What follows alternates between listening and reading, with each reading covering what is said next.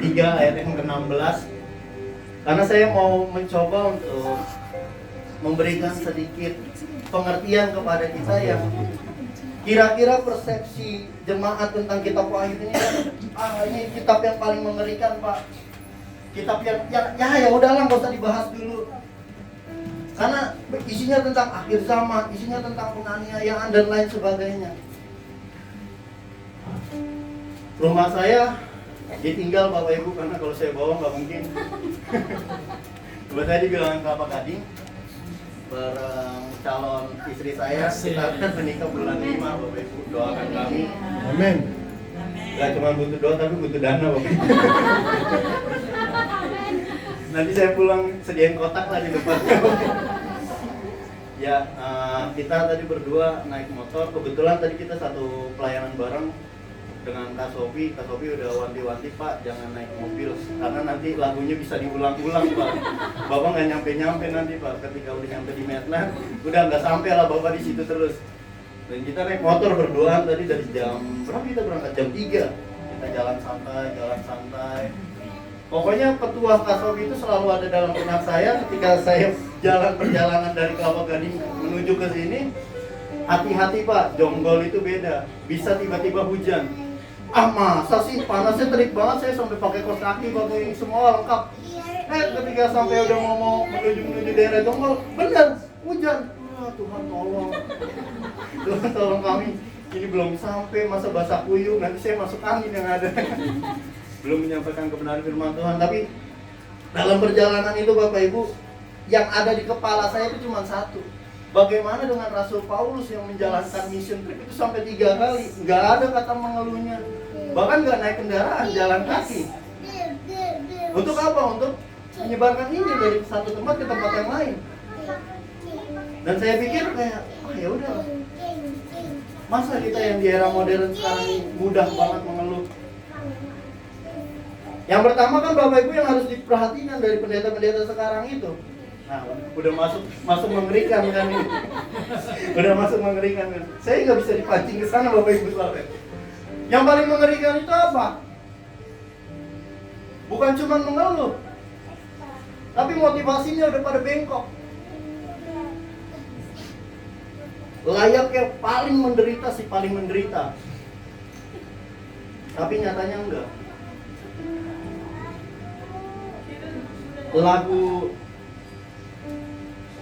Lagu ini mengingatkan saya kembali waktu saya masuk seminari. Inilah yang kupunya hati sebagai hamba kata. Karena saya gembel Bapak Ibu. Gembel dalam arti tadi kita ngobrol sama Pak Gembala juga mengembara nggak jelas tanpa tujuan dan arah. Saya pun sama di masa muda saya pun masih muda sekarang, cuma di masa lalu lah ya. Masa lalu saya yang berantakan itu membuat saya akhirnya ya mengembara entah kemana, nggak tahu arah tujuan jelasnya itu apa. Tapi lagu ini mengingatkan saya kembali tentang bagaimana kita tuh lahir dan turun ke dalam dunia ini tanpa membawa apa-apa dan pulang tanpa membawa apa-apa. Yang tadinya Bapak Ibu motivasi saya dalam hidup ini uang. Dan saya mana mau Bapak Ibu, saya emang ada cita-cita jadi pendeta, nggak mau, gembel, susah, melarat, bener Pak Gembala? Betul. Belum lagi nanganin jemaat yang nanyanya diulang-ulang sampai 1000 kali, pusing, capek.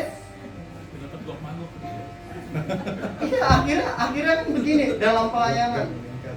Bahkan saya pun dalam meminang kan.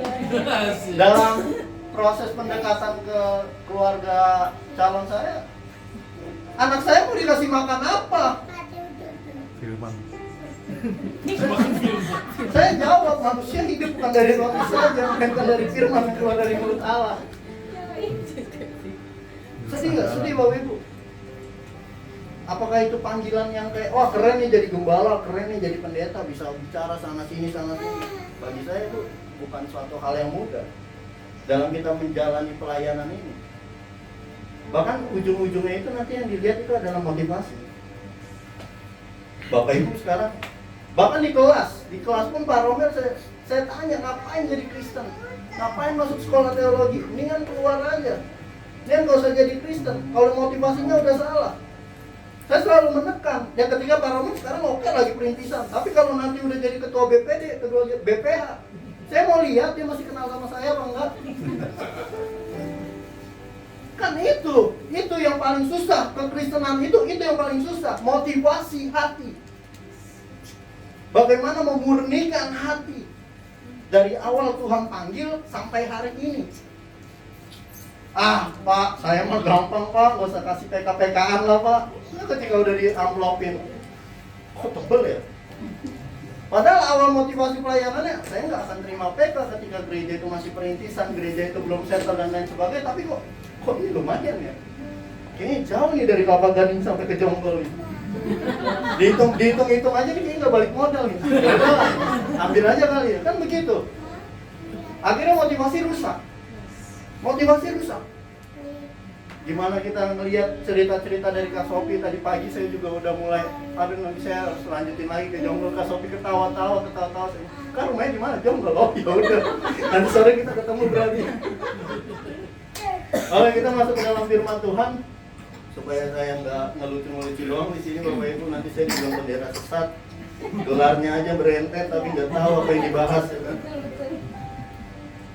Hari ini saya mau membahas tentang loss. Bagaimana banyak orang yang nggak sadar sekarang dirinya udah hilang. Banyak gereja-gereja, bahkan individu jemaat nggak sadar bahwa kita itu sebenarnya udah hilang. Boleh di next slide. Gelar itu hanya pemanis Bapak Ibu. Di nisan itu udah ditulis. Kalau di nisan ditulis nanti ketrikannya mahal lagi Bapak Ibu, tambah. Oke. Boleh satu orang tolong bacakan dalam Wahyu pasalnya yang ke. Kalau kita baca sama-sama lah biar semuanya masuk surga bareng-bareng. Amin. Wahyu pasal yang ketiga ayat yang ke-16.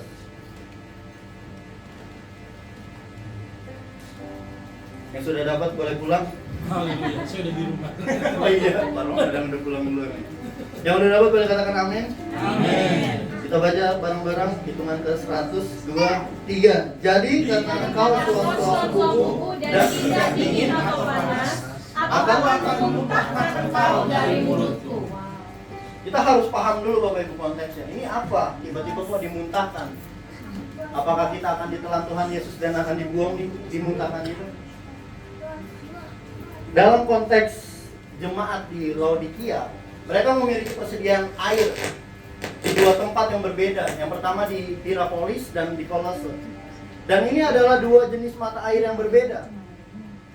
Yang pertama di Hierapolis itu persediaan air bersuhu mirip sumber air panas. Dan di jemaat Kolose ini air tersebut digunakan untuk pengobatan. Sedangkan air Kolose adalah air dingin yang bisa diminum, berguna untuk menyegarkan badan. Jadi begini Bapak Ibu, setiap apapun yang dituliskan dalam kitab Wahyu itu nggak cuma sekedar kayak lambang, angka dan lain sebagainya. Ini ada mengandung satu makna yang mendalam. Yohanes menuliskan ini untuk apa? Untuk membuat mereka itu sadar dan mengambil satu perumpamaan di dalam satu konteks latar belakangnya mereka. Mereka tuh punya air panas. Kalau air panas berguna untuk kesehatan, air dingin bisa untuk diminum. Tapi ini air suam-suam buku, ini air kobokan Bapak Ibu. Kan jahatnya begitu. Jahatnya Yohanes ini kan menuliskan kayak begitu, keras. Kalau kita lihat di konteks bahasa aslinya, ini air muntahan, air yang kotor, air yang udah memang nggak layak untuk diminum, nggak layak untuk dikonsumsi. Kenapa saya ambil tema loss pada waktu itu? Saya merenung dalam beberapa hari ini. Saya melihat banyak gereja-gereja yang hanya mementingkan bagaimana secara kuantitas dan kualitas gereja ini bisa berkembang, tanpa memikirkan bagaimana kemajuan dan pertumbuhan kerohanian jemaat. Kalau kita cuma hanya kumpul-kumpul, kita mendingan bikin arisan, kocok dapat duit. Nah iya dong. Ngapain saya jauh-jauh dari Kelapa Gading kalau nggak arisan di sini men? Arisan lah kita. Supaya siapa tahu nama saya keluar, saya bisa pasang judul. Enggak bercanda Bapak Ibu.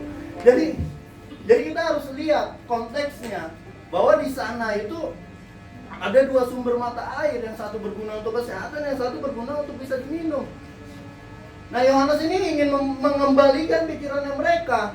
Kalau kita naik slide lagi, masalah utama jemaat Laodikia. Kita lanjut.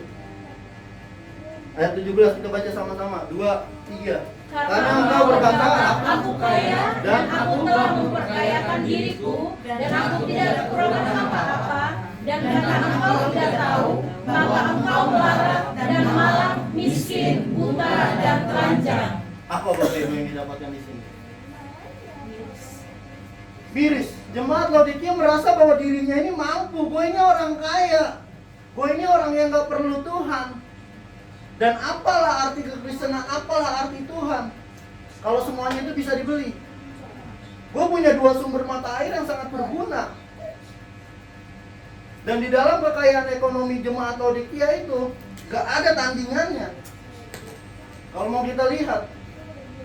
Tapi kacamata selalu begini Bapak Ibu. Kitab Wahyu, saya coba mundur lagi supaya kita sama-sama paham Bapak Ibu. Kitab Wahyu dituliskan.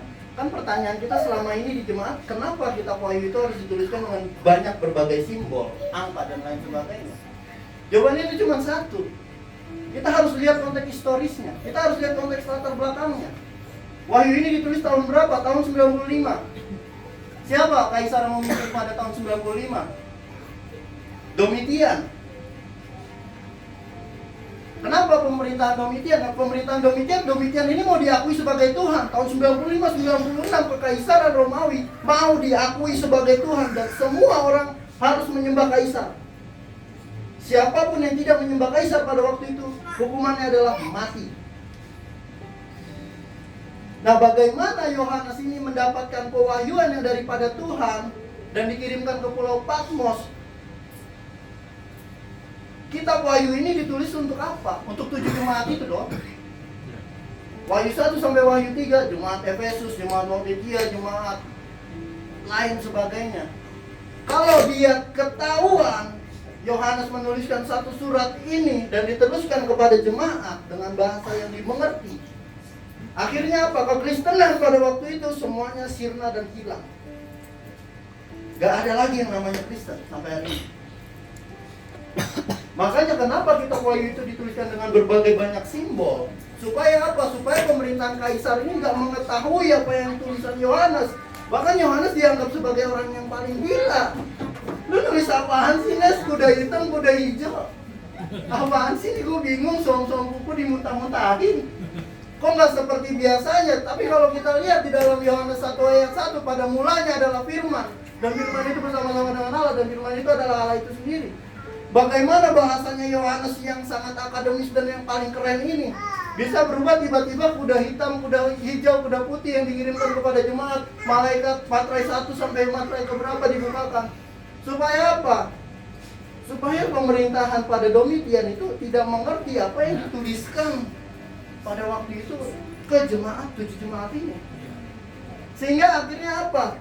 Sehingga akhirnya jemaat mengetahui apa masalah-masalah dalam permasalahan jemaat.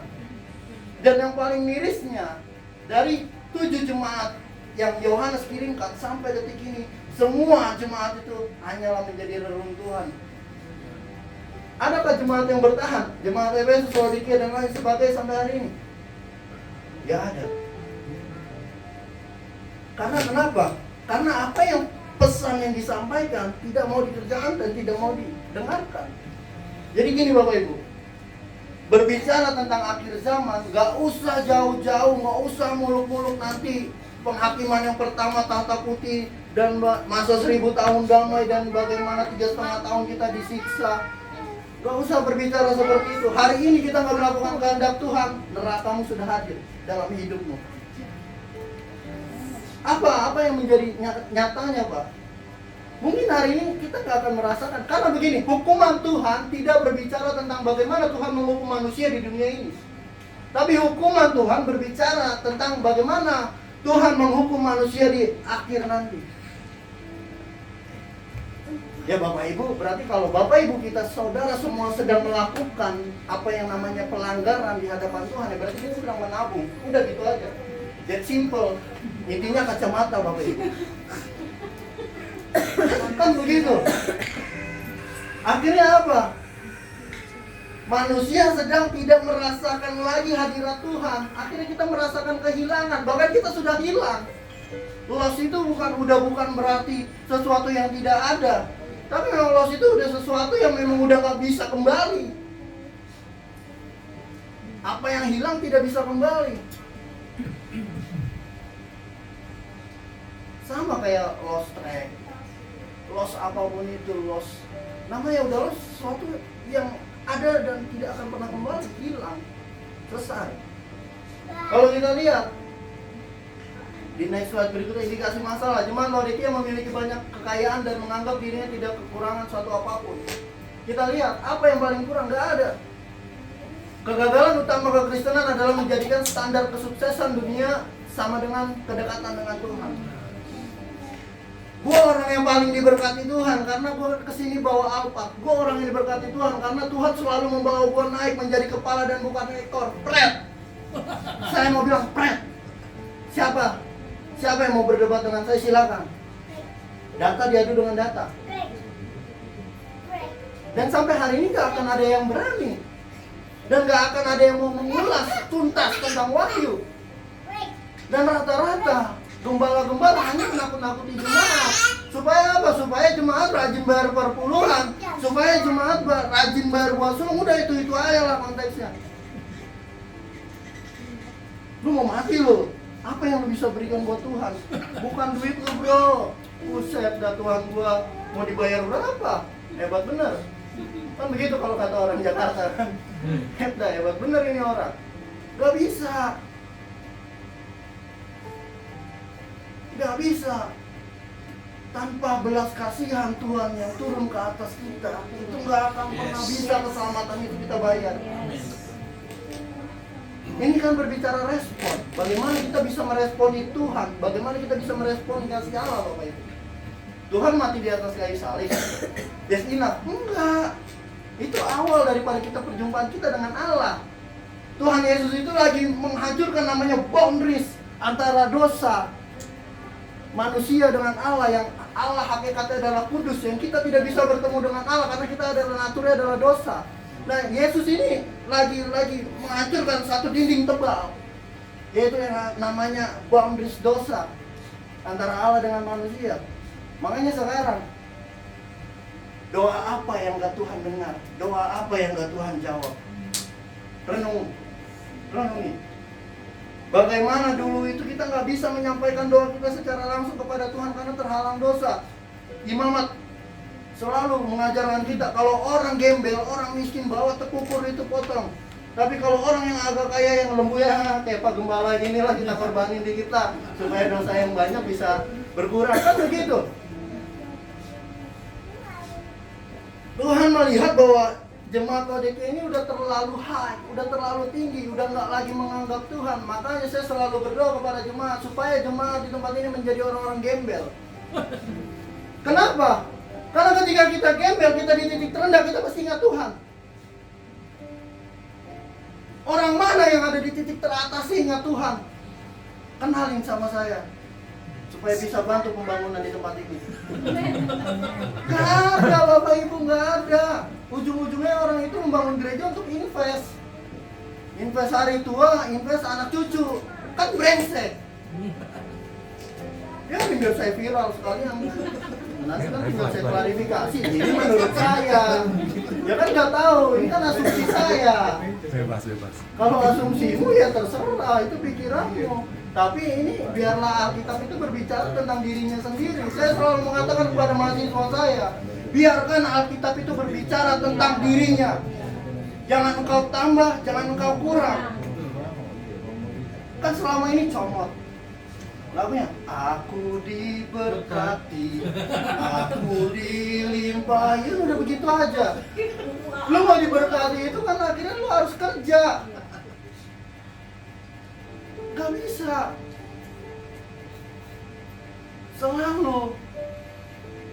kristosentris yang harus kita naikkan.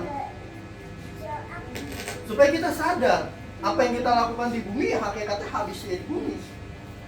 Tapi firman Tuhan apa yang kita lakukan itu hakikatnya nanti di kehidupan kekekalan nanti. Itu yang sedang kita bangun.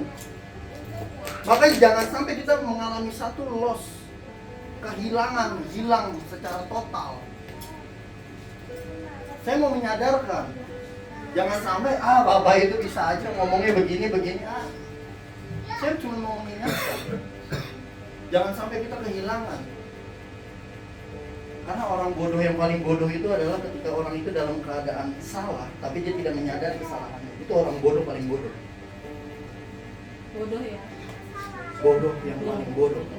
Ketika dia tahu itu salah, tapi dia tidak pernah mau mengakui kesalahan itu dan terus berlanjut, jatuh di lubang yang sama, jatuh lagi kesalahan yang sama. Tapi menganggap dirinya, woi, gua jago eksegese. Lu lihat itu, gelar gua dari ujung sampai ujung. Kurang rohani apa saya? Gelar tidak mempengaruhi keselamatan, Bapak Ibu. Saya mau katakan gelar tidak mempengaruhi keselamatan. Yang mempengaruhi keselamatan adalah ketika kita keluar dari tempat ini dan kita menjadi terang Kristus. Amin. Saya selalu bilang di dalam gereja itu silo, nggak usah lah adu mekanik terang atau terang, nggak usah, karena saya tahu di sini semuanya mau baik, di sini semuanya mau terlihat baik. Saya mau tegaskan, di dalam gereja semua orang mau terlihat baik, cuman kita nggak tahu motivasinya apa. Nyerempet mau jadi wakil gembala kah? Nyerempet mau jadi pemimpin kah? Nyerempet hubungi gembala mau jadi orang kepercayaan kah? Kan begitu. Pak Darius, gimana nih Pak? Kayaknya saya bisa nih bantu-bantu di sini. Ikhlas kok, lahir dan batin. Berarti kan ada satu motivasi yang udah gak benar. Yang saya incar apa? Ya saya mau nyingkirkan dia aja. Ganti saya gembalanya di sini. Kan itu udah motivasi yang salah Bapak Ibu. Makanya apa yang dilihat manusia belum tentu apa yang dilihat Tuhan. Lihat, baca. Jemaat Laodikia ini apa? Melarat, malang, miskin, buta, telanjang. Kurang kasar apa? Udah melarat, malang, miskin, buta, telanjang lagi. Itu orang kalau hidup macam apa Bapak Ibu? Kalau orang hidup itu modelnya kayak gimana? Orang gila yang di pinggir jalan aja kalah.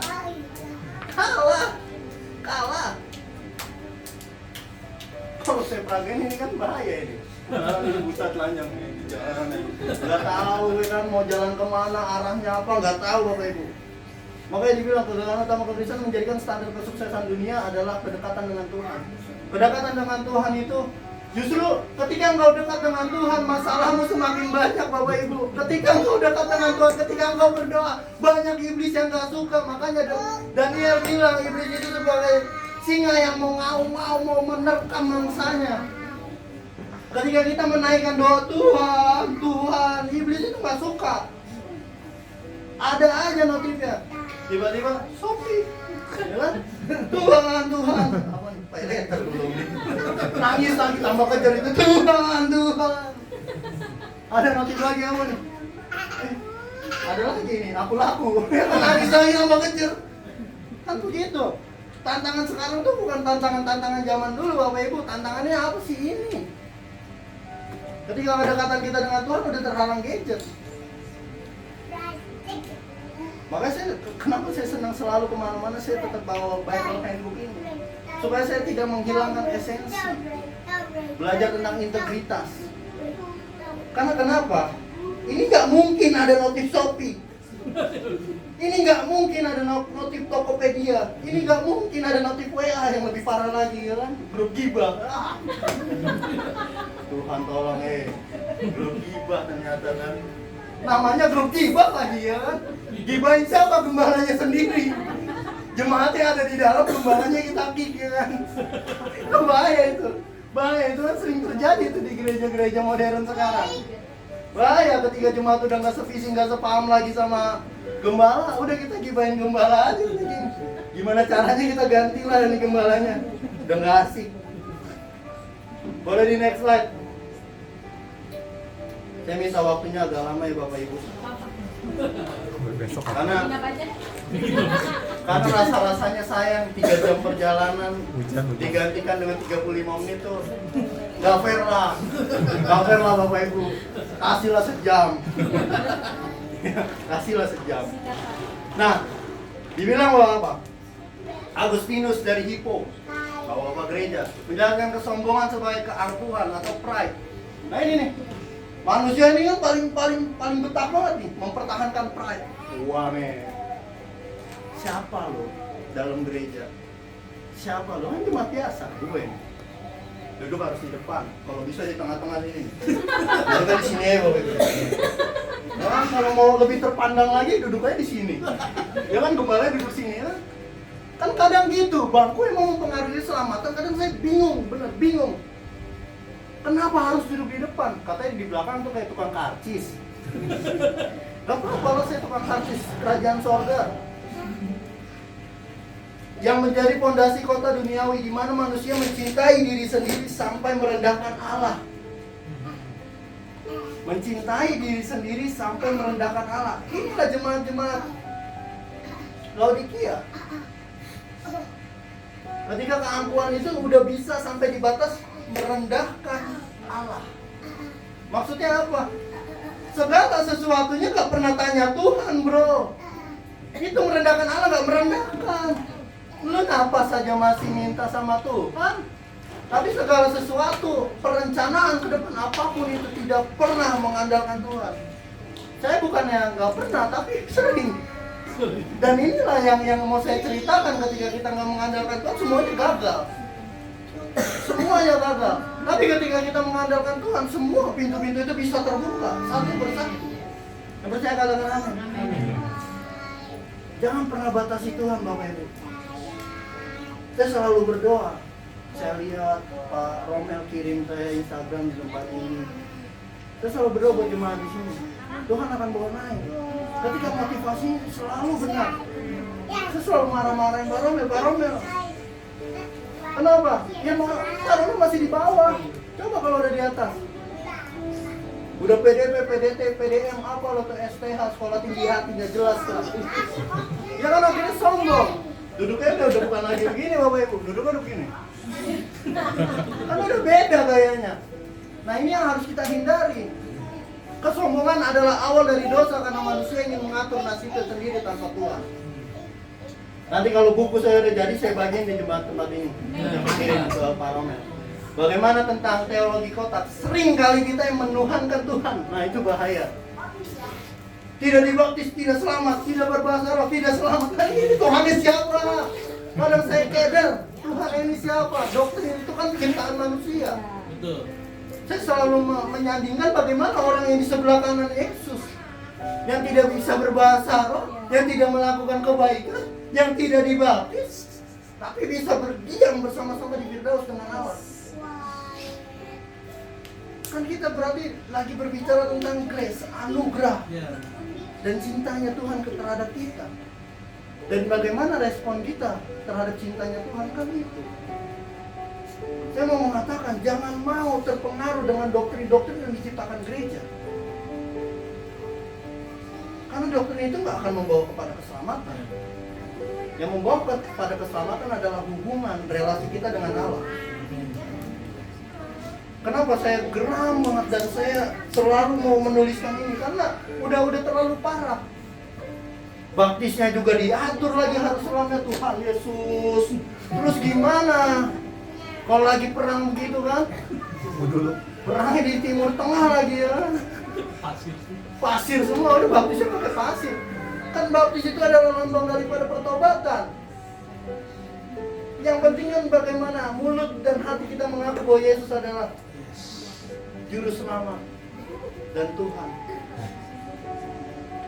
Jadi jangan pernah mempermasalahkan. Bahkan orang yang mau nikah aja, ini baptisnya percik, ini baptisnya selam. Harus disamain dulu lah, selam dua-duanya. Saya tenggelamkan, gak usah diangkat-angkat, biar mati sekalian. Biar dia tahu setelah kematian itu dia bertemu dengan siapa. Kan begitu. Makanya kenapa adanya satu komunitas gereja yang dibilang eklesia dipanggil untuk keluar. Bagaimana kita keluar itu membawa dampak. Dan di dalam sini itu untuk saling menguatkan. Bukan saya, aduh ada orang ditegur ini kayak lebih setan dari setan. Padahal udah tahu salah. Nah itu kan sifat manusia. Udah tahu salah ditegur tapi nggak mau salah. Lebih marah. Kalau bisa diam aja udah tuh. Setahun di gereja diam aja udah nggak mau ngomong, nggak mau angkat bicara. Saya ketemu orang kayak begitu saya tenggelam kan Bapak Ibu. Saya baptis 7 kali pakai kaki. Udah bukan pengurapan pakai tangan lagi tapi pakai kaki biar dia sadar. Nah inilah kebodohan-kebodohan yang memang terjadi di dalam gereja kita dan di tempat ini nggak ada, di tempat lain banyak. Kalau kata Pak Romel itu kan jonggol memang beda, memang beda. Berikutnya, Bapak Ibu di next slide. Langkah-langkah yang harus dilakukan. Wahyu 3 ayat 18. Saya khotbah nggak pernah kemana-mana Bapak Ibu, nggak mau, capek. 3 ayat, 2 ayat cukup. Karena saya selalu percaya bahwa ketika Tuhan menuliskan satu perikop, satu pasal, di situ pasti ada jawabannya. Yes. Gak mungkin di situ kayak jemaat Laodikia, lu gimana sih ini apek banget ini jemaat, sok kaya lu, udah selesai gitu. Pasti dia menawarkan satu langkah-langkah, menawarkan banyak langkah-langkah, menawarkan jalan keluarnya. Itulah Tuhan kita. Bukan hanya menegur, tapi dia coba membimbing kita bagaimana keluar dari tempat itu. Maka aku menasihatkan engkau supaya engkau membeli daripadaku emas yang telah dimurnikan dalam api, agar engkau menjadi kaya, dan juga pakaian putih, supaya engkau memakainya, agar jangan kelihatan ketelanjanganmu yang memalukan, dan lagi minyak untuk melupas matamu, supaya engkau dapat melihat. Biar lebih jelasnya langsung kita next slide. The truth. Emas yang dimurnikan, artinya apa? Iman yang dimurnikan. Supaya engkau menjadi kaya, kaya di dalam Tuhan. Tuhan itu selalu mau menabrakkan antara pikiran dunia lu itu sama pikiran surgawi. Bahwa kekayaan dunia ini udah gak Tuhan pandang, udah gak penting. Lu beli emas sama gua nih, karena emas itu gua sumbernya, Yesus itu sendiri. Yakobus bilang, siapa yang kekurangan hikmat? Minta sama Tuhan supaya punya hikmat. Makanya kalau orang-orang bodoh dalam mengambil sikap, orang-orang bodoh dalam bertindak, minta hikmat sama Tuhan. Kenapa bisa bodoh? Ya karena dia berjalan sendiri. Emas yang dimurnikan artinya apa? Iman yang dimurnikan. Iman yang dimurnikan ini apa? Iman yang udah tahan uji. Emas, bagaikan emas yang udah dilebur dengan api. Sama dengan kehidupan yang udah dilebur dengan proses. Iman itu kan percaya kepada Tuhan. Singkatnya, simpelnya, intinya kacamata Bapak Ibu. Iman itu adalah rasa percaya kita kepada Yesus sebagai juru selamat. Jangan dengan iman dalam nama Tuhan Yesus kita bisa pindah gedung dari tempat ini 2 lantai, 2 tingkat, 6 tingkat. Terserahlah, iman bukan berbicara tentang lu bisa mengadakan kulkas di rumah lu. Dalam nama Tuhan Yesus, kulkas 2 pintu, apalagi kalau udah ada door prize kan Tuhan Yesus lah dibawa-bawa. Memang dia raja judi. Sial bener Bapak Ibu. Saya capek banget kadang ngeliat itu. Dalam nama Tuhan Yesus, dalam nama Tuhan Yesus. Padahal lagi main lotre ini. Door prize. Lu masih ngomong Tuhan, minta tolong Tuhan buat supaya door prize keluar itu, aduh. Janganlah ikut sertakan Tuhan dengan hal-hal yang gak benar. Tuhan udah cukup sibuk melihat kita yang tingkah lakunya gak benar. Lu panggil lagi Tuhan supaya dapat door prize. Kulkas 2 pintu ini Pak, masalah mesin cuci Pak. Sekarang saya tanya, kulkas 2 pintu, rumah kita ini dindingnya mau rubuh. Mau taruh di mana itu kulkas? Mau taruh di mana itu kulkas Bapak Ibu? Enggak Pak, ini kan mesin cuci Pak, 2 tabung. Sedangkan listriknya aja cuma 900. Nyetel TV, nyetel mesin cuci, aduh, jepret mulu itu. Akhirnya pakaiannya busuk di situ, nggak kegiling-giling. Tuhan tahu kapasitas kita. Yes. Tuhan tahu apa yang menjadi kebutuhan kita. Yes, benar. Gak usah lu minta, Tuhan pasti kasih. Amin. Amin. Saya sampai hari ini gak pernah minta Tuhan saya mau nikah bla bla, enggak. Tapi ketika memang sudah siap, pasti Tuhan kasih. Benar. Entah mau dari manapun itu jalannya.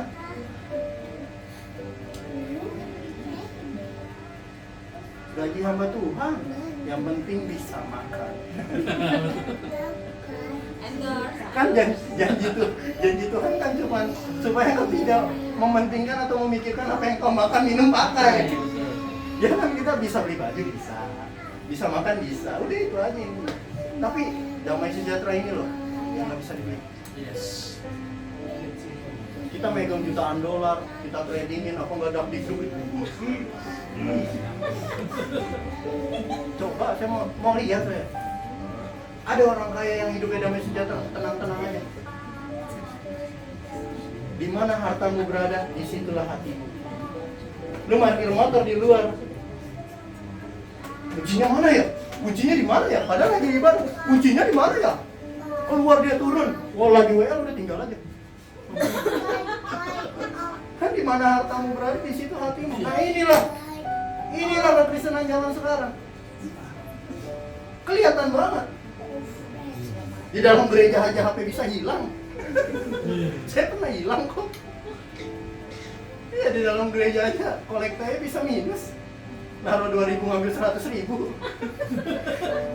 Naruh 2.000, padahal kan lebih banyak kan. Cashback kan jadinya. Pakaian putih berbicara tentang apa? Kekudusan dan kebenaran. Ini sebenarnya dalam Bapak Ibu. Supaya engkau memakainya agar jangan kelihatan ketelanjanganmu yang memalukan. Supaya, kalau bahasa aslinya bilang gini, supaya jangan sampai kebodohanmu itu terlihat. Kamu tuh manusia paling bodoh. Udah salah, ngotot, tetap bertahan. Nah itulah orang yang mempertahankan skripsi biasanya. Nah ini, maksudnya apa? Ketika kita ditegur, siapapun itu yang menegur, entah anak muda, entah siapapun, ketika itu teguran itu benar adanya, kenapa nggak kita coba terima? Saya selalu bilang bahwa jangan pernah melihat masalah. Ini saya kasih satu quote, biasa saya kelas juga kasih quote. Jangan pernah melihat masalah, tapi lihat bagaimana penyelesaian masalah itu. Kalau kita lihat masalah, akhirnya apa? Ya ribut, kayak macam tempat duduk. Kita sidang, isbat, BPD dan lain sebagainya. Udah ribut-ribut terus. Karena dia nggak mau melihat satu penyelesaian masalahnya itu apa.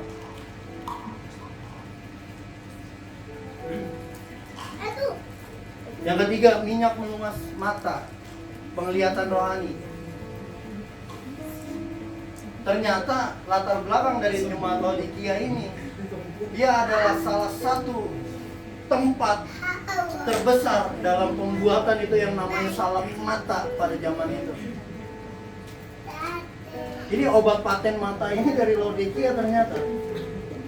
Makanya dibilang apa? Minyak pelumas mata. Lu hebat, lu punya dokter mata, lu punya ini segala macam untuk resep-resep orang yang buta dan lain sebagainya. Tapi mata lu itu buta, tidak bisa melihat apa yang Allah lihat.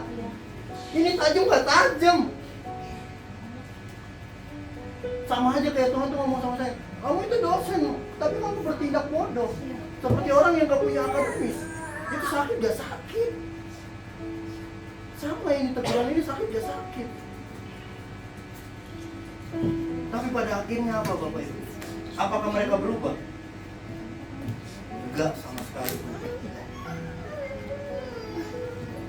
Di ayat yang terakhir dibilang bahwa Wahyu 3 ayat 19, kita boleh next slide. Barang siapa kukasih, ia tegur dan kuhajar. Sebab itu relakanlah hatimu dan bertobat.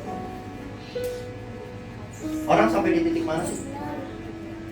Tidak merelakan hatinya untuk ditegur, tidak merelakan hatinya untuk dihajar, tidak merelakan hatinya untuk bertobat.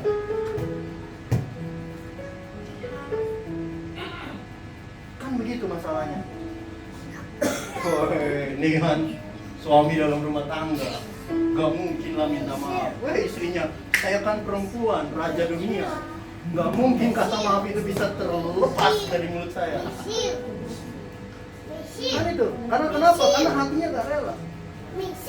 Kalau kita lihat lagi di dalam bangsa Israel, kenapa dia bisa berputar-putar sampai 40 tahun lamanya? Karena hatinya keras. Karena hatinya gak mau direlakan untuk ditegur, dihajar. Kita bisa menjadi sekarang ini ya karena banyak hajaran, banyak teguran. Well, kodenya apa lagi nih gini? Yang bener lah belajar. Tapi kalau orang yang gak terima untuk ditegur, besoknya tak bakal mau jadi well dia. Ngaji dia besok.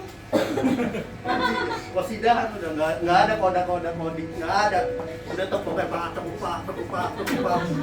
Lebih aman Pak. Masalah tempo itu urusan Roh Kudus. Kan begitu jadinya. Makanya relakanlah hatimu. Ketika ada di dalam satu komunitas, ada satu orang melakukan kesalahan, bukan jangan dijudge, jangan pernah dijudge. Lu nggak pernah dekat sama Tuhan, lu nggak pernah berdoa, lu nggak pernah ikut konser, lu jarang datang gereja, brengsek. Saya baptis pakai kaki orang kayak begini. Siapa kita bisa menilai manusia? Yes. Bahkan sampai hari ini pun saya belajar untuk merendahkan diri. Bukan merendahkan hati lagi, tapi diri saya. Supaya apa? Supaya Tuhan yang muncul di dalam kehidupan saya. Saya udah gak mau lagi saya, tapi Tuhan yang harus hadir. Kan banyak orang, saya jemaat 2-3 ekor, jadi banyak saya.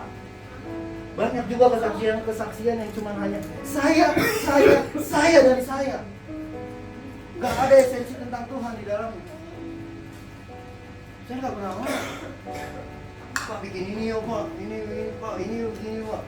Dan kiraan ramai yang datang ini, saya Pak idenya, saya Pak bisa. Saya pengen lihat berapa tahun orang kayak begini kuat bertarak dalam satu komunitas. Berani saya menjamin. Karena kenapa? Motivasi dari awal udah gak tulus. Saya pun sampai hari ini pun masih banyak kena teguran dan kena hajaran. Bagaimana menjadi pemimpin dan lain sebagainya. Tapi saya terima. Supaya apa? Supaya dapat pembelajaran yang baru. Supaya bisa upgrade diri lagi. Saya ditegur lah sama pendeta pembina, saya bilang, kalau khotbah jangan tulis-tulis amat lah, bercanda dikit. Biar nggak garing-garing, ketegang-tegang amat. Makanya saya bercanda ya kan. Kalau saya bercanda karena suka kelewatan Bapak Ibu. Bisa saya anggap teman nanti. Saya bercanda, tangan saya suka jalan soalnya. Akhirnya berantem kita nanti di gereja, kan nggak lucu. Bercanda ngobrol-ngobrol, nggak terima dia dipukul balik saya pukul lagi. Berantem nanti kita. Makanya hari ini kita mau belajar banyak tentang bagaimana menjadi satu jemaat yang utuh, jemaat yang kokoh di dalam Tuhan. Yes. Jangan pernah membawa diri kita tuh ke dalam pride atau kesombongan ini. Saya ini. Saya nggak pernah mau pakai jabatan, nggak pernah mau pakai titel. Karena itu nggak ada gunanya. Yang mau saya pakai apa? Ajaran yang Tuhan itu saja. Itu yang paling penting.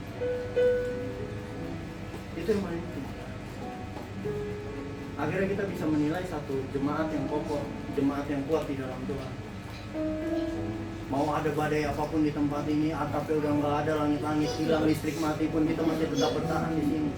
Karena tujuan kita satu, untuk memuliakan nama Tuhan. Jadilah gereja yang punya tujuan yang jelas. Dan jangan lupa tujuan itu diikut sertakan dengan Tuhan. Tujuannya bukan untuk mengembangkan gereja, tapi tujuannya untuk supaya orang-orang yang sudah jauh tidak mengenal Tuhan akhirnya mengenal Tuhan. Seringkali Bapak Ibu sebagai penutup, orang tuh menyesali perbuatan-perbuatan dosanya, tapi nggak pernah menyesal bagaimana dia kehilangan atau lost dengan Tuhan. Pernah nggak kita Bapak Ibu merenung dikit? Gue udah jauh. Tuhan udah ninggalin gue. Nggak pernah. Kayaknya tadi salah nih. Duit udah tinggal 10.000, main slot lagi.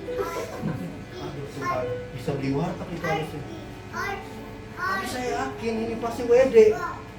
Kan gitu aja. Kan kita kadang kan merenungnya. Saya salah nih. Maki-maki suami saya lempar, saya tamparin lagi. Jadi saya salah nih kasar sama suami. Kan dosa-dosa itu aja yang kita renungi. Tapi kita nggak pernah duduk diam. Ini udah jauh banget Tuhan dari sana. Kayaknya udah nggak bisa. Hari-hari ini saya selalu merenungi sampai di titik mana relasi saya dengan Tuhan. Jangan sampai saya kehilangan relasi saya dengan Tuhan. Ketika saya kehilangan relasi saya dengan Tuhan, hidup saya hancur. yakin, 100% saya yakin. Hancurnya kenapa? Damai sejahtera, sukacita, semuanya hilang. Bahkan berkat-berkat yang tadinya mau Tuhan kasih, semua hilang. Jangan alergi dengan berkat, enggak. Tuhan tahu kapan untuk mengasihi kita berkat itu, Tuhan tahu. Pas, tepat waktunya, tidak pernah berubah. Kalau lebih, bagi saya transfer. Dan itu cerita ya. Oke. Jadi kita tetap harus meresponi firman Tuhan dengan baik dan benar. Jangan pernah takut lagi dengan kitab Wahyu Bapak Ibu. Ketika kita dikasih hikmat sama Tuhan untuk mengerti apa yang Wahyu tuliskan dan relevansi masa kini. Apakah kesudahan itu sudah terjadi? Sudah terjadi pada zaman itu. Dan belum terjadi pada zaman kita karena kita belum metong Bapak Ibu. Kalau kita udah metong, kita baru tahu. Oh ternyata itu kuda hijau yang dibilang Yohanes. Oh begitu, itu artinya. Oh Kakidian ini oh tentang gereja masa kini. Kan itu.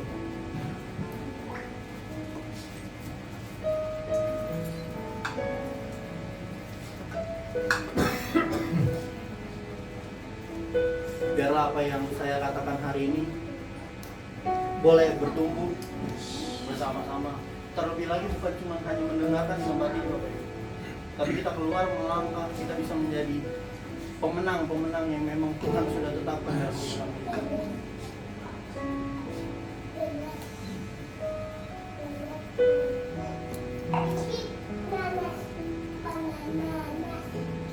Telah mati dan tinggalkan cara hidupku yang lama. Semuanya sia-sia dan tak berarti lagi. Hidup ini ku letakkan pada mesbah-Mu ya Tuhan. Jadilah padaku seperti yang Kau ingini. Mari Bapak Ibu saya undang Tuhan. Ku telah mati dan tinggalkan cara hidupku yang lama. Semuanya sia-sia dan tak berarti lagi. Hidup ini ku letakkan pada mesbah-Mu ya Tuhan. Jadilah padaku seperti yang Kau ingini. Ku telah mati dan tinggalkan minta belas kasihan daripada Tuhan untuk turun tercurah terjemahan di tempat ini. Semuanya sia-sia kami butuh Kau dalam hidup kami. Kami butuh Tuhan dalam kehidupan kami. Kami butuh Tuhan dalam keluarga kami. Hidup ini kami boleh belajar Tuhan hidup kami dalam tangan Tuhan, mengandalkan Tuhan. Jadilah padaku seperti yang Kau ingini. Terima kasih Tuhan, terima kasih Roh Kudus. Kami banyak belajar bagaimana Tuhan menegur jemaat di Laodikia. Sama seperti Tuhan menegur setiap kami pribadi lepas pribadi. untuk menghilangkan pride dalam hidup kami, untuk menghilangkan kecongkakan, kesombongan dalam kehidupan kami. Ampuni kami Tuhan. Ketika apa yang Tuhan percayakan menjadi satu kesombongan dalam kehidupan kami, ketika kepercayaan Tuhan kita salah gunakan dalam kehidupan kami, ampuni Tuhan. Ketika berkat Tuhan kita salah gunakan menjadi satu kesombongan dalam kehidupan kami, ampuni Tuhan. Tuhan mau bilang bahwa kita adalah orang-orang yang miskin, orang yang buta, orang yang telanjang. Kami sadar betul Tuhan bahwa kami salah. Kami sadar betul Tuhan, kami butuh Tuhan. Oleh karena itu kami mau emas yang daripada Tuhan, pakaian yang daripada Tuhan, bahkan minyak urapan yang daripada Tuhan, supaya kami boleh melangkah seturut dengan apa kehendak Tuhan dalam kehidupan kami. Kami udah gak mau lagi doa Tuhan tentang apa yang ada dalam diri kami, tentang apa kami, siapa kami, bagaimana kami. Tapi kami mau coba berdoa kepada Tuhan untuk bagaimana rencana Tuhan terjadi dalam kehidupan kami. Tuhan mau apa dalam hidup kami, biarlah terjadi sesuai dengan kehendak dan rencana Tuhan. Biarlah kami boleh memprioritaskan Tuhan dalam kehidupan kami hari lepas hari, sehingga buah-buah pertobatan boleh muncul dalam kehidupan kami. Kami boleh membagikannya ke orang sekeliling kami, merasakan kasih Tuhan bersama. Hamba berdoa untuk tempat ini Tuhan, dan gembala di tempat ini Pak Roman, berikan hikmat yang daripada Tuhan, hati yang sabar, hati yang taat, bahkan motivasi yang tidak berubah Tuhan. Biarlah boleh terus memajukan jemaat di tempat ini Tuhan, memperlengkapi jemaat ini dalam pertumbuhan keimanannya Tuhan. Apa yang menjadi kebutuhan, apa yang menjadi keperluan dalam tempat ini, gereja ini Tuhan, hamba yakin dan percaya bahwa Engkau sudah mencukupkannya, bahwa Engkau telah mengirimkan banyak orang, banyak berkat Tuhan dalam gereja ini. Bila bersama-sama dari kami untuk kami, bila Tuhan boleh turut hadir dalam persekutuan di tempat ini, bila visi Tuhan, hati Tuhan boleh ada di tempat ini. Kuatkan iman kami dalam masalah apapun ke depannya Tuhan. Di dalam gereja ini kami mau bersatu hati bahwa hanya Tuhan Yesus saja yang menjadi jawaban atas setiap kami tempat ini. Hanya Tuhan Yesus saja yang bisa menguatkan setiap kami yang ada di tempat ini, pribadi lepas pribadi. Walaupun kita berbeda-beda pikiran, berbeda-beda perasaan dan lain sebagainya, tapi kami mau satu hati karena ada Tuhan Yesus di tengah-tengah kami. Dan kami punya tujuan yang sama Tuhan. Terima kasih, hamba-Mu sudah selesai berbicara. Bila Tuhan boleh terus berbicara atas setiap kami pribadi lepas pribadi, dan terlebih lagi mampukan kami untuk dapat melakukan kebenaran firman-Mu pada hari ini. Terima kasih Tuhan Yesus Kristus. Kau semua. Terima kasih.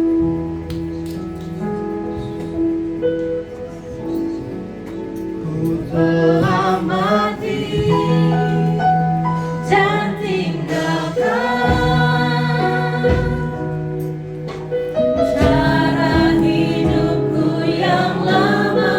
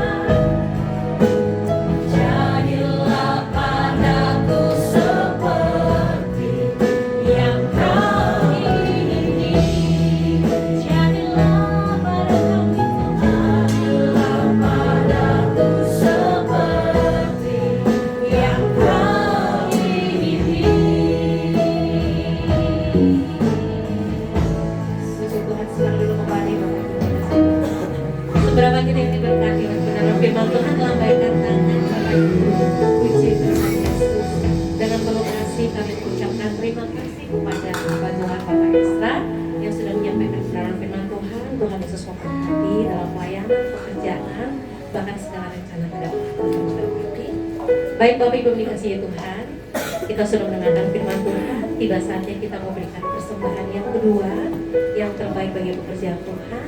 Dan kita juga nanti akan mendengarkan pengumuman. Ya, di sebelum memberi kita mau bersatu di dalam doa. Bagi yang bertugas boleh maju ke depan. Terima kasih Bapak yang baik, kami mengucap syukur kepada-Mu Tuhan untuk benar firman-Mu. Biarlah firman ini boleh menjadi rema dalam kehidupan kami Bapak, menjadi benih yang boleh tumbuh subur, berakar dan berbuah, dan kami bisa lakukan dalam kehidupan kami hari lepas hari. Terpujilah nama-Mu Tuhan Yesus. Saat ini juga kami memberikan persembahan yang terbaik bagi pekerjaan Tuhan. Berkati persembahan kami dan kami siap memberi dengan sukacita. Haleluya. Amin. Selamat memberi, Tuhan Yesus pasti memberkati. Kita akan mengangkat pengumuman.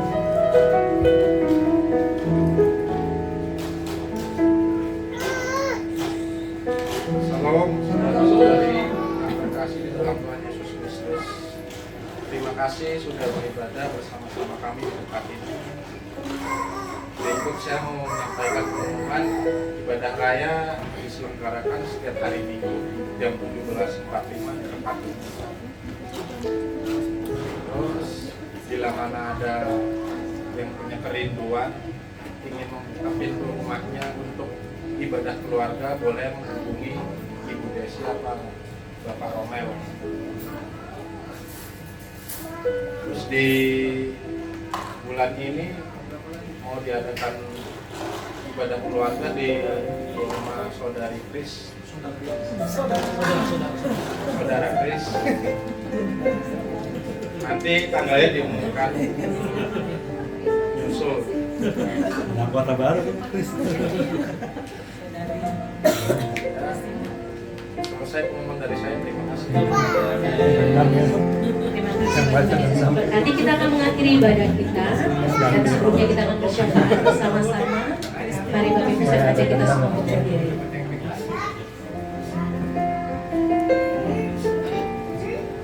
Maaf, silakan duduk.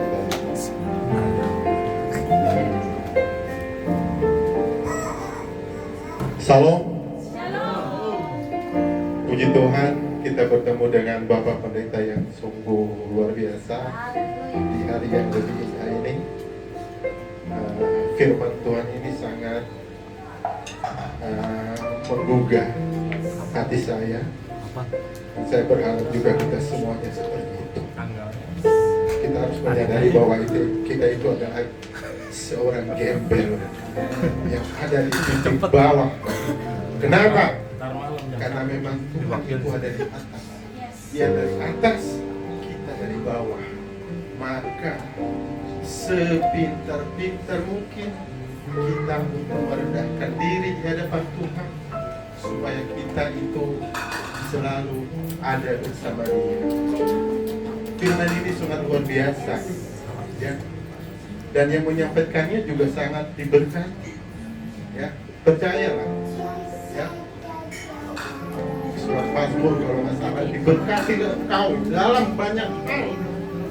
Itulah dia Pak Israel, ya, dengan Pak Romel itu, ya, kalau mereka itu berdua, ya, duet dalam segala hal, gunung mereka bisa tendang. Buat dasarnya, ya, itu janji Tuhan, ya. Diberkatilah engkau dalam banyak hal, tapi ingat, ada taatlah kepadaku, ya, gitu, ya. Aku bukan penghafal ayat, tapi firman itu pasti ada, ya. Saya sering sampaikan kepada Pak Robert, saya bukan penghafal ayat, ya, gitu. Ingat kata-kata itu, taatlah kepadaku. Gitu. Dari firman ini, janganlah menyombongkan diri. Itu maksudnya, ya. Jawabannya apa? Iman tanpa perbuatan mati sia-sia. Maka lakukanlah, dekatkanlah diri kepada Tuhan, ya. Apa tadi disampaikan Pak Pendeta? Banyak para pendeta sekarang pandang gitu, kemana mereka mau pergi, tapi giliran mereka bertemu dengan orang kecil, ya, mereka di atas mobil mewah, apa tanpa turun. Ya, aku sering menangis saya, Tuhan, betapa gelar yang tinggi Engkau berikan kepadanya, tapi di saat dia melihat bertemu dengan orang kecil, ya, dia menutup mata. Mungkin entah dia malu atau apa, karena dia pakai jas, karena dia dari mobil mewah, ya. Padahal Tuhan telah berjanji, aku ada bersama mereka. Di situ ada Tuhan. Kalau mau Tuhan dekat dengan kamu, yang dekatkanlah diri kepada orang kecil, orang miskin, orang yatim, para janda-janda. Yakinlah, ya, kamu tidak akan hidup susah. Ya, bukan saya itu, ya. Kalau saya kasih ini support, Bapak Israel ini bukan kuat, sangat kuat, ya. Ya. Semoga di hari-hari yang akan datang semua cita-cita tercapai, ya, diberkati Tuhan.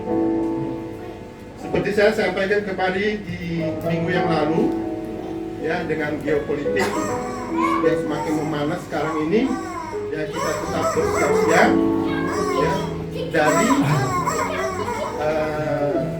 negara telah menyampaikan siaga 1, ya, kepada para aparat terkait, dan kita adalah siaga 1 sebagai tentara Tuhan, ya, untuk berjaga-jaga, ya. Kita bisa lihat kiri kanan, ya, siapa saudara-saudara kita dalam kesusahan, ya kita harus ada, gitu.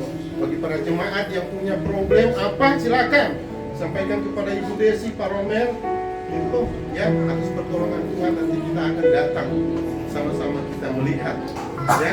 Jangan takut, ya. Baik, kira-kira itu sedikit tambahan dari saya. Mari kita mulai dengan doa sapaan. Mari kita tundukkan. Tuhan Allah Bapa, Tuhan Yesus Kristus yang bertata dalam kerajaan surga, Allah Roh Kudus yang selalu menyertai kehidupan kami. Terpuji nama-Mu ya Tuhan. Kami sungguh bersuka cita bersama dengan Pendeta Ezra yang Engkau datangkan dari Kelapa Gading, bersama dengan rekan. Tuhan sertai, Tuhan lindungi, Tuhan berkati mereka. Dan kami percaya Tuhan antarkan mereka ke tempat kediaman yang Tuhan sediakan untuk mereka pada hari ini.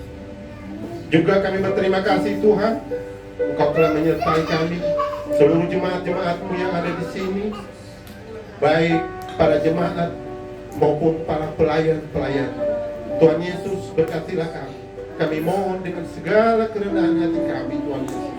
Pimpin kami, tuntun kami, agar kami benar-benar selamat, jauh dari segala keburukan-keburukan. Biarlah Tuhan urapi setiap komponen yang ada di tempat ini, maupun keluarga yang ada di luar sana. Biar kami benar-benar bersuka cita dan senantiasa merasakan kasih karunia Tuhan dalam hidup kami. Tuhan Allah Bapa di surga, demikian juga kami berdoa kebaikan-Mu di minggu yang sudah kami lewati. Anak kami, Gareka, telah Engkau panjangkan umurnya, bertambah umurnya 1 tahun. Terima kasih ya Tuhan. Kami berdoa kepadamu, jadikanlah menjadi anak yang baik, urapilah dia, agar kehidupannya kelak dapat memuliakan nama-Mu, patuh pada orang tua, dan memasukkan Engkau ya Bapa. Tuhan, jauhkan dia dari segala rintangan, jauhkan dia dari segala penyakit. Demikian kepada seluruh anak-anak yang ada di tempat ini, biar berkat Tuhan senantiasa melimpah atas anak-anak yang ada di hadapan-Mu saat ini, Tuhan Yesus. Yang sakit, biarlah Tuhan tolong, biarlah Tuhan sembuhkan. Begitu juga pada para jemaat yang ada di tempat ini, yang sedang berduka karena masalah yang sedang dihadapi. Oleh karena kasih Tuhan, mereka dapat tertolong. Begitu juga kepada yang lemah tubuh, biarlah Tuhan urapi, biarlah Tuhan berkati, sehingga penyakit mereka, kelemah tubuh mereka, segera Tuhan pulihkan. Saya bersuka cita karena Engkau telah menyertai hidupku hari ini ya Tuhan. Aku dalam kondisi sakit, tetapi karena kasih karunia Tuhan, Tuhan pulihkan penyakitku hari ini. Terima kasih Tuhan. Aku sungguh bersuka cita. Tuhan Allah Bapa di surga, begitu juga saya berdoa untuk gembala Grace Community, Bapak Romel beserta istri, anak-anak. Tuhan Yesus, biar Engkau berkati mereka. Engkau jadikan mereka menjadi batu yang menjadi benteng kekuatan Tuhan di dunia ini, sehingga mereka bisa membawa jemaat-jemaat untuk senantiasa memuliakan nama Tuhan. Jadikanlah Pak Romel menjadi gembala yang baik, yang mampu melihat di titik terendah setiap jemaatnya, ya Bapak. Tuhan Allah Bapa di surga, begitu juga kami berdoa kepada untuk bangsa dan negara ini. Tuhan Yesus, biar Engkau berkati, Engkau sertai para pemimpin dari pusat hingga pemimpin yang terkecil di desa-desa.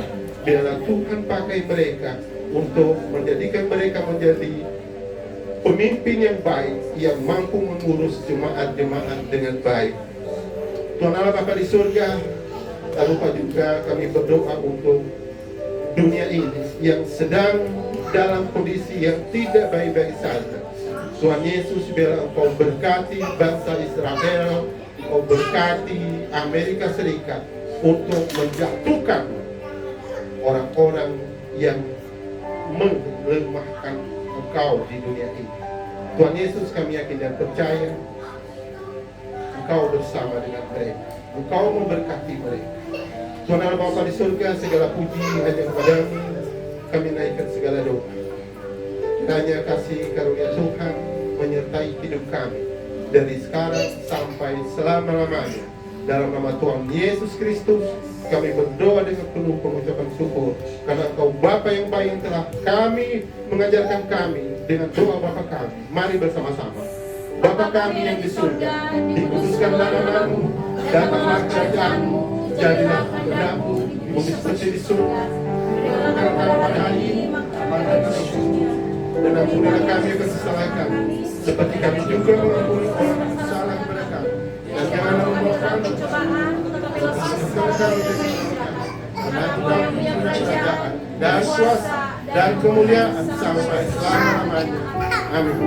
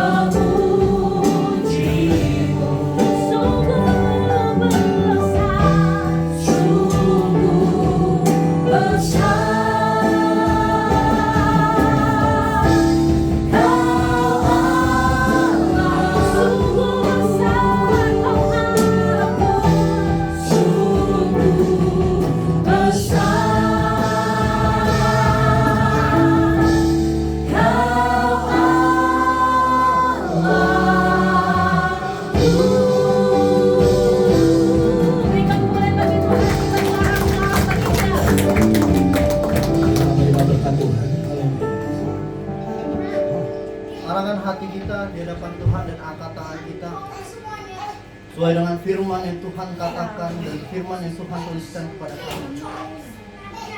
Tuhan memberkati engkau dan melindungi engkau. Tuhan menyinari engkau dengan wajahnya dan memberi engkau kasih karunia.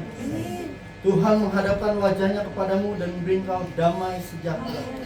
Berkat cinta kasih anugerah yang daripada Allah Bapa serta persekutuan yang manis dengan Roh Kudus akan selalu melingkupi hidup kita mulai hari ini sampai Tuhan Yesus datang yang kedua kalinya. Percaya berkat Tuhan, sama-sama kita katakan Amin. Puji nama Tuhan. Selamat hari Minggu, Tuhan Yesus memberkati kita semua. Puji Tuhan.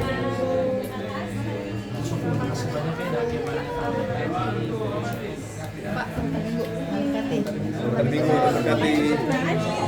Selamat Minggu.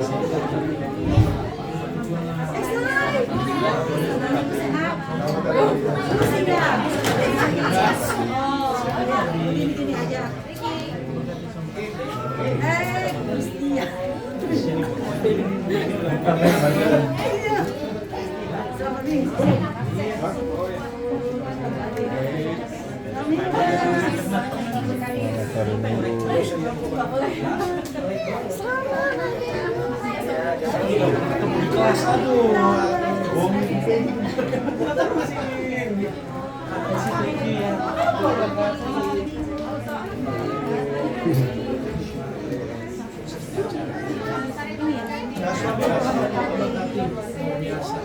Shining, thank you. Pak Tumbuk mana kan? Iya. Mati kan. Mari Tuhan berkati. Mari kita vote ya, mari kita foto.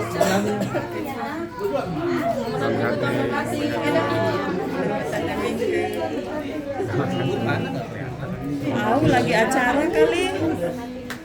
Lagi acara.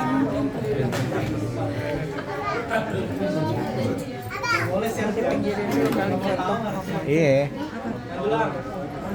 Pinggirin. Mari kita foto dulu ya. Ini dipinggirin.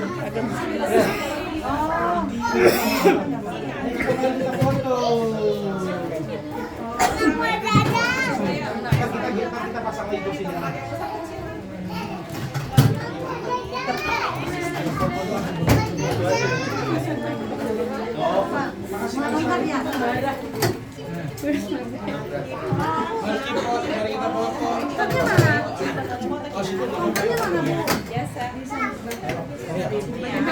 Mau foto dulu, kita foto dulu. Nanti dipasang lagi. Dipasang lagi. Kelihatan kok. Masih video? Iya.